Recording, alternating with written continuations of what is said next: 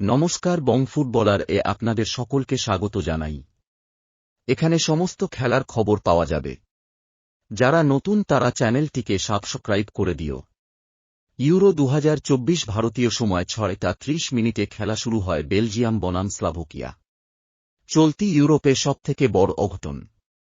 তবে যোগ্য দল হিসাবেই বেলজিয়ামকে হারাল স্লোভাকিয়া।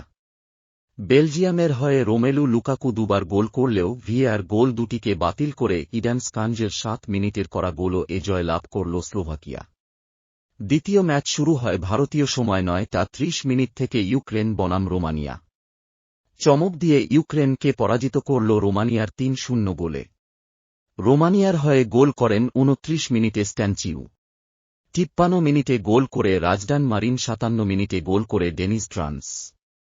তৃতীয় ম্যাচ শুরু হয় ভারতীয় সময় রাত 12:30 থেকে ফ্রান্স বনাম অস্ট্রিয়া। খেলা শুরু থেকে এমবাপেদের আক্রমণ শুরু হয়ে যায়। 38 মিনিটের মাথায় এমবাপের সেন্টার অস্ট্রিয়া ডিফেন্ডার ক্লিয়ার করতে গিয়ে তার মাথায় লেগে আত্মঘাতী গোল হয়। তারপর আক্রমণ করলেও আর গোল হল না। ভিডিওটি ভালো লাগলে লাইক, শেয়ার এন্ড সাবস্ক্রাইব করতে ভুলবেন না। ধন্যবাদ।